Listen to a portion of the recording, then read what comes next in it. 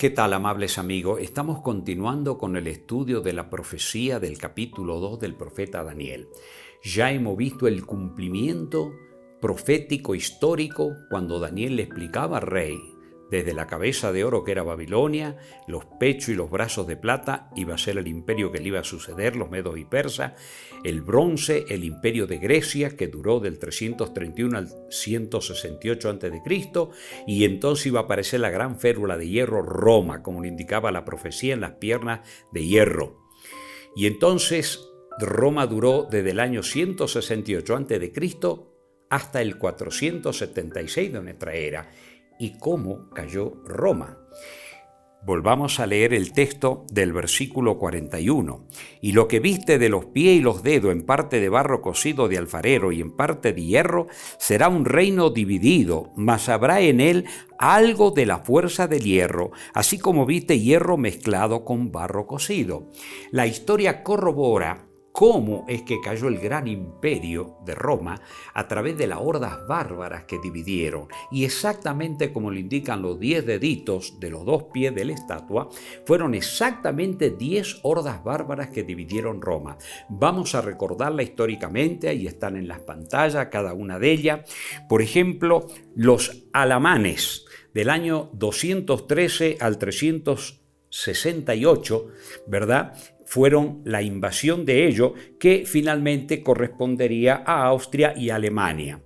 Luego tenemos a los suevos en el 411, que hoy sería Portugal, Galicia y al noreste de España. Luego tenemos a los vándalos en el 411 al 439, que correspondería a sur de España y norte de África. Luego tenemos a los francos en el 420 al 493, que ocuparon gran parte de lo que hoy es el oeste y centro y sur de Francia.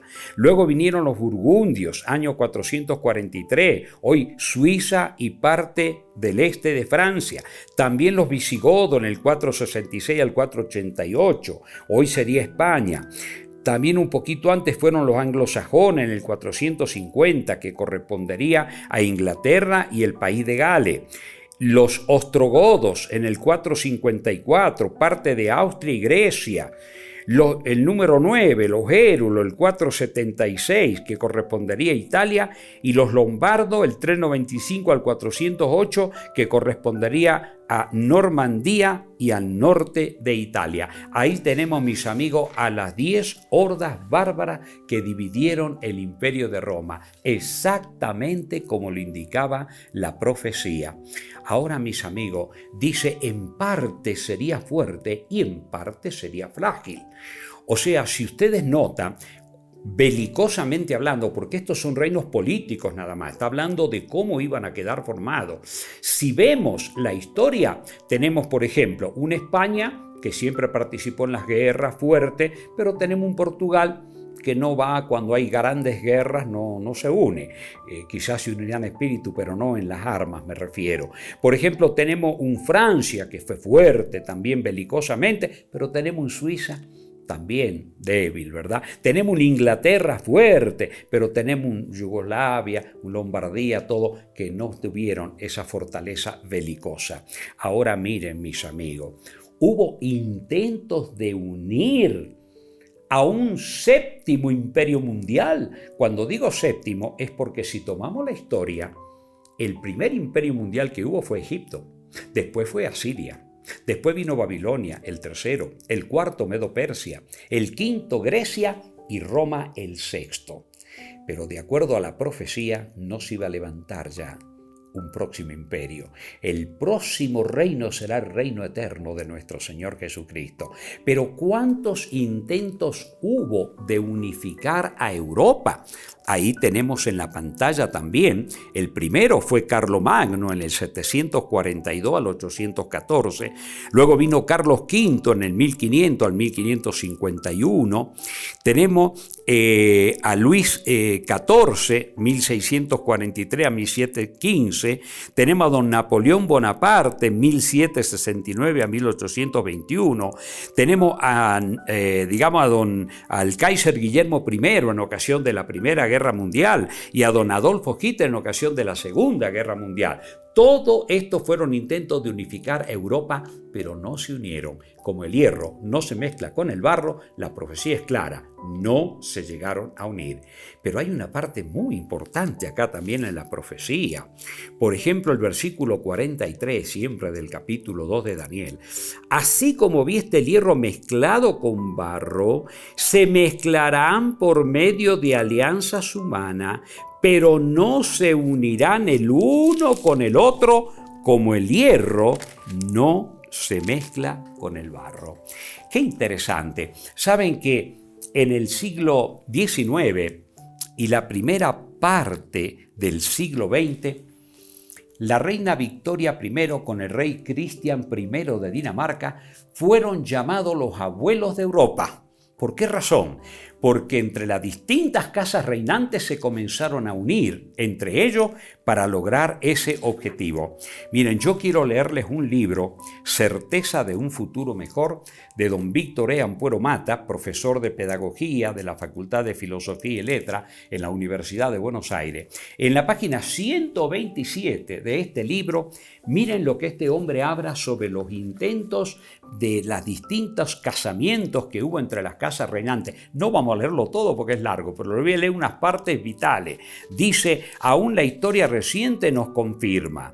La reina Victoria I de Inglaterra llegó a ser la emperatriz de Alemania, pues fue la esposa de Federico III y por lo tanto la madre del Kaiser Guillermo II. Eduardo, después rey de Inglaterra y emperador de la India con el nombre de Eduardo VII, contrajo matrimonio con la princesa Alejandra de Dinamarca. Alicia, esposa del archiduque Luis IV de Hesse, Alfredo, que en 1874 contrajo enlace con la princesa María, hija única del emperador Alejandro II de Rusia.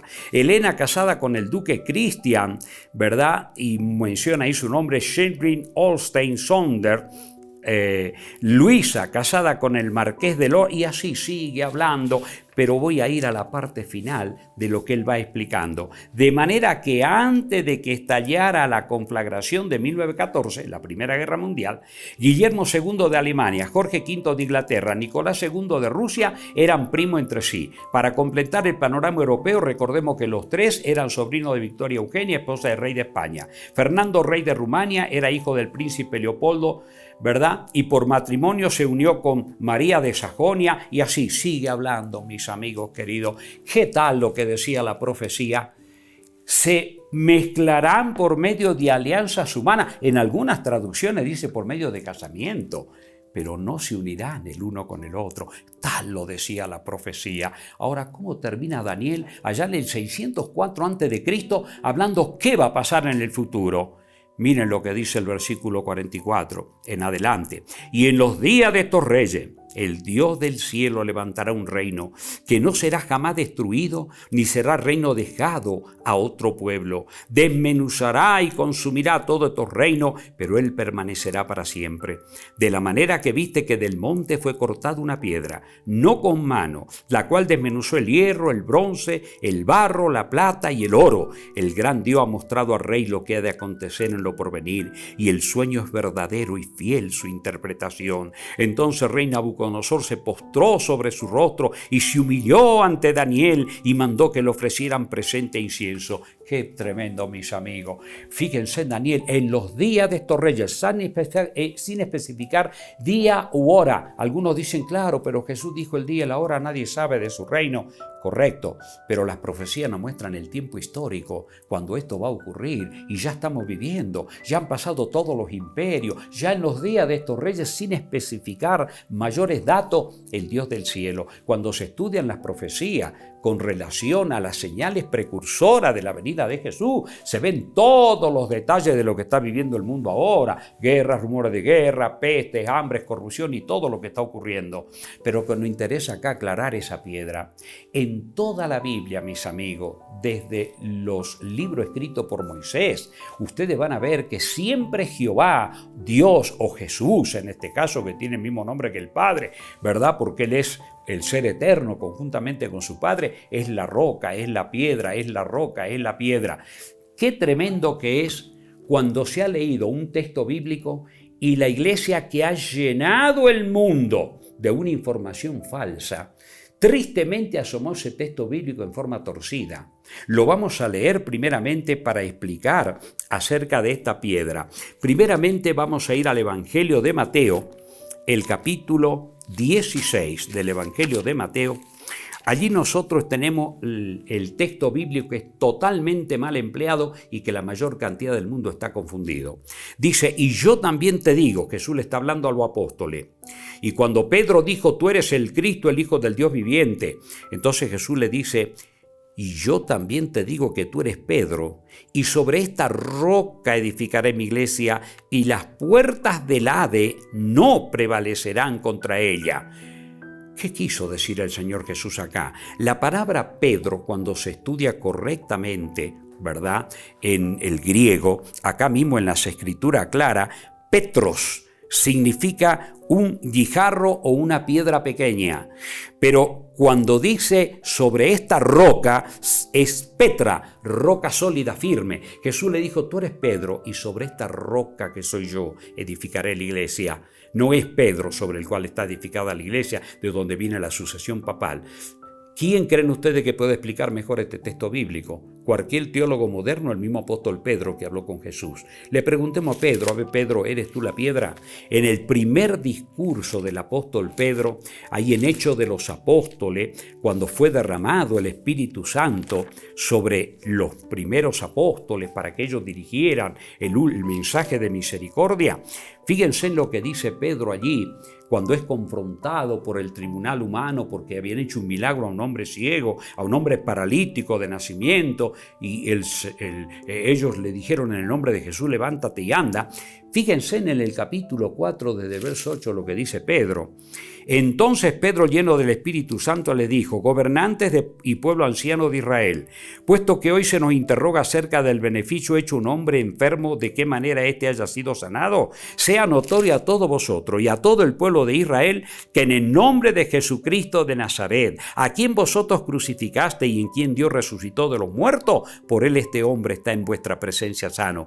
Este Jesús es la piedra, reprobada por vosotros los edificadores, la cual ha venido a ser cabeza del ángulo, y en ningún otro hay salvación, porque no hay otro nombre debajo del cielo dado a los hombres en el cual podamos ser salvos. Sí, mis amigos, Pedro reconoce claramente que Cristo es la piedra. Y si le preguntamos al apóstol Pablo, por ejemplo, que escribe la carta a los Efesios, en el capítulo 2 y el verso 20 dice, edificado sobre el fundamento de los apóstoles y profetas, siendo la principal piedra del ángulo, Jesucristo mismo. Sí, amigo, cuando dice la roca que viene, ¿verdad?, y da contra el ímpetu la imagen y destruye, está hablando del reino de Dios que será establecido cuando Él venga por segunda vez.